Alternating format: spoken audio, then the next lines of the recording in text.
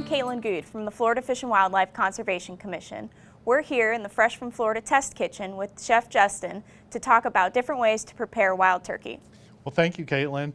It's so wonderful to be here. I'm glad you guys are here with us, and we are super excited at Fresh from Florida to get to work with FWC on this amazing Florida Osceola turkey. What a cool thing to do. We've made all kinds of Fresh from Florida sides and dishes utilizing this turkey, including we have a green bean and mushroom and caramelized onion saute. We have this wonderful Asian turkey salad. We have some braised turkey legs here, and of course our classic turkey club sandwich, right? This beautiful braised Osceola turkey. And we also did a couple fun recipes that are a little different as well, like this turkey shepherd's pie and our Osceola turkey hash with a couple fried eggs on top, and then some cornbread and sausage stuffing. So we just want to demonstrate that there are so many wonderful recipes that you can make with this Osceola turkey. We want to encourage everybody to get creative and have fun with it. Absolutely. So most of these birds are harvested in the spring. So we're going to talk a little bit about getting it from spring to Thanksgiving. That's right. We got a lot to talk about from top to bottom with the Osceola turkey, including from freezing, thawing, handling, cooking, and serving, and of course all these wonderful recipes. So we got lots to talk about. So we're not just talking about any wild turkey today, we're talking about an Osceola turkey. Roger Shields, our wild turkey program coordinator with FWC, is going to tell us a little bit more about this subspecies that makes Florida so unique.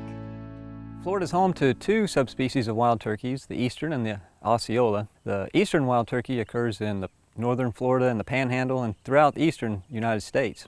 The Osceola wild turkey is also known as the Florida wild turkey because it only occurs in the Florida Peninsula. Because of that, people from across the country come to Florida to try and harvest a wild turkey. And thanks to conservative harvest regulations and good management, there are plenty of wild turkeys in Florida for people to enjoy. But that wasn't always the case. In fact, wild turkeys are a real conservation success story. Due to unregulated hunting and habitat destruction, wild turkeys were nearly wiped out across the United States in the early 1900s. Even here in Florida, wild turkey numbers reached really low points. Agencies like the Florida Fish and Wildlife Conservation Commission, with conservation partners including the National Wild Turkey Federation, work together to restore wild turkey numbers. And today, they are abundant and healthy. But good management and good habitat are still key to their success.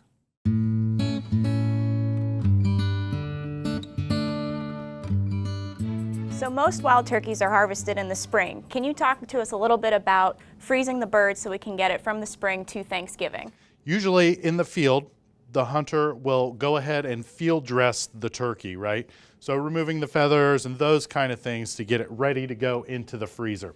So what we want to do with our turkey when it comes time to freeze it is to maybe take a little butcher's twine and kind of tie it up a little bit so you have this nice little package, and from there inside of a nice freezer bag, okay? And that'll give it some protection from any freezer burn. If you don't have a large freezer bag, then a couple of good trash bags or unscented plastic bags will work really well. We want to make sure it's wrapped well and in the deep part of your freezer. And then we need to move to thawing our bird, right? So after about 2 or 3 days in the fridge on thaw, what I like to do is go ahead and put it in my brine to let it finish thawing. A brine, you say, Chef? Well, yes. This is one of my favorite things. So basically, we're taking salt, sugar, Florida honey, a little orange juice, some fresh citrus, and we're making a brine, or it's kind of like a marinade, and we're gonna let the bird soak completely in there for about 12 to 24 hours would be optimal. And this is really going to help it with the cooking process and some of our forgiveness if we tend to overcook our turkey a little bit. So is there a difference between cooking time? So when cooking this bird, we do want to look at the times that we're cooking. A traditional turkey, 3 to 4 hours at 325 to 350 in your oven is enough to be done. When our turkey is in the oven, we actually want to pull it out at about 150, and that way when we set it down on the counter to rest, it'll continue to cook and it should go right to 160 and be finished perfectly. So our finishing temperature about 160. The bird is a little bit more lean than your traditional store-bought bird, but it's going to have way more flavor. So it really is phenomenal. I can't wait for you guys to try this. So we talked a little bit about the difference between domestic and wild turkeys. Here's Roger Shields to tell us a little bit more. Most people are familiar with what a domestic turkey looks like, and even though they're derived from wild turkeys look distinctly different in appearance. While some breeds of domestic turkeys still maintain similar coloration, they've been bred over generations for big, meaty bodies. In contrast, wild turkeys are much leaner and lighter in weight.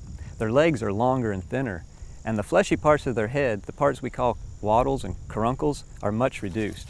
Another difference with wild turkeys is that they can fly, which allows them to roost at night in trees, and if they can't run fast enough to get away from a predator, they can always fly.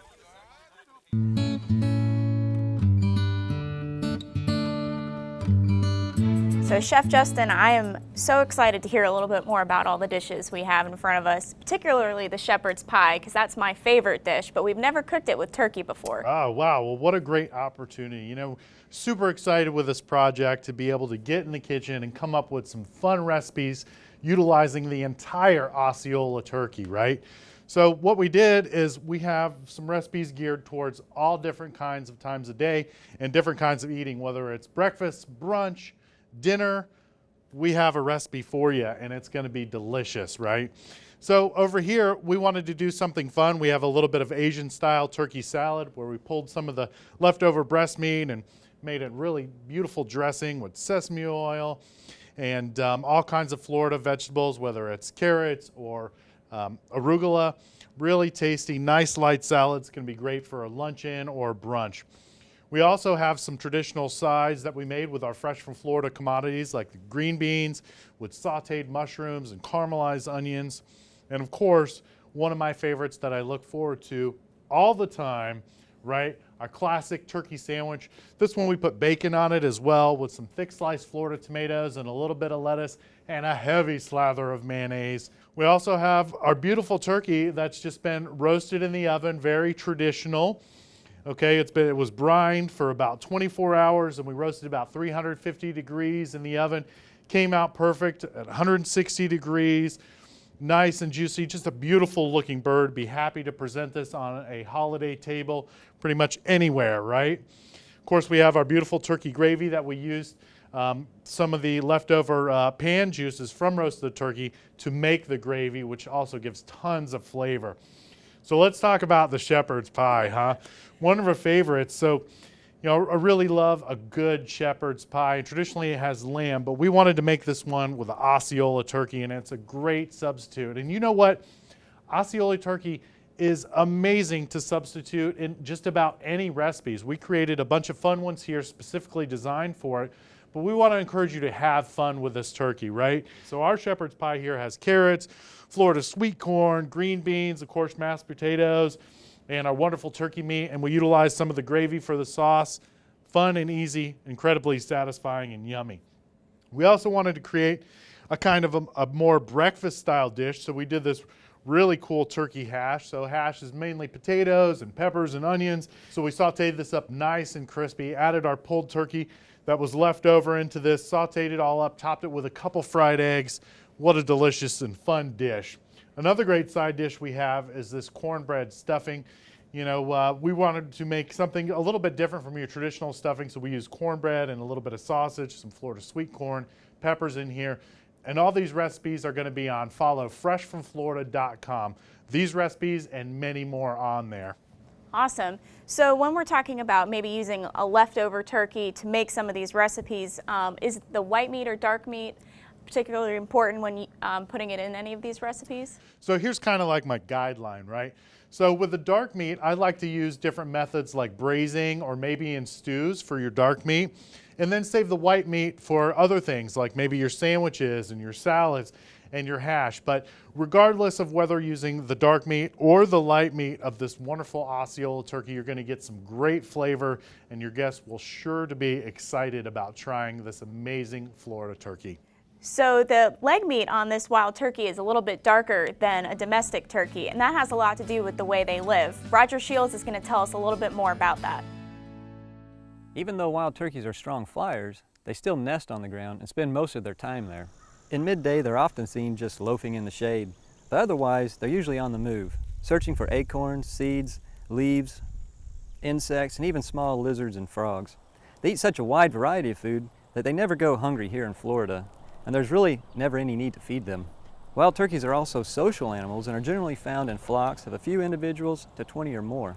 They form a pecking order within the flock, and it's a real treat if you're out hiking or bird watching and get to see them fighting and chasing each other to establish dominance. But they're just cool to see anytime you're out in the woods.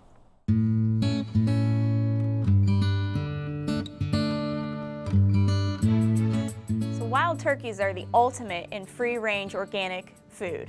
Can you tell us a little bit more about how to use the whole bird? Absolutely. You know, it's incredibly important to utilize the entire bird because it's really taken a lot of hard work for the hunter to go out there and harvest this turkey, field dress it, and to get to this final point. So some really great tips are you want to, make sure you carve all the meat off the bird and utilize it, whether you're cooking it then or later for some leftover recipes. But even after all the meat is already off on the bird, there is a ton of flavor in these bones. I would put them in a large stock pot with some onions, some celery, and some carrots, and cook it down and make a wonderful stock or broth that we can then cool down later and use in many other recipes to give some incredible flavor. So again, the importance of utilizing the entire bird cannot be understated. Those are some great tips on how to use the whole bird. We have an abundant wild turkey population in the state of Florida and lots of sustainable hunting opportunities. But it's not as easy as you think. It takes knowledge, skill, and a little bit of luck to get one of these birds. Roger's going to tell us some more about it. Just about everything in the woods wants to eat a wild turkey, so they're extremely wary. They have incredible eyesight and excellent hearing, so hunting them is a real challenge. The common approach to spring turkey hunting is for the hunter to make sounds that are like what the hen turkey would make to try and draw the male turkey or the gobbler in close to them. Hunters will use a variety of calling devices, including box calls, pot calls, diaphragm, or what we call mouth calls, to imitate the calls that a hen would make, including clucking and yelping.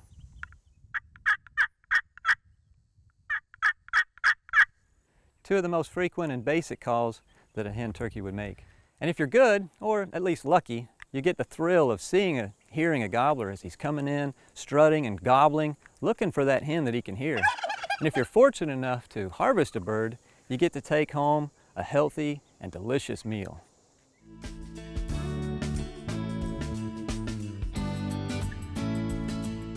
Well, that's all the time we have today. Chef Justin, it was great talking to you and learning about all these different recipes. For more information about Florida's wild turkeys, visit FWC's website and follow us on social media. Where can we find these recipes? That's right. For these recipes and many, many more, go to followfreshfromflorida.com and don't forget to like us on Facebook. But before we go, Caitlin, I got one more surprise. We talked about utilizing the whole turkey, so here we are, the wishbone. Are you ready? I'm ready.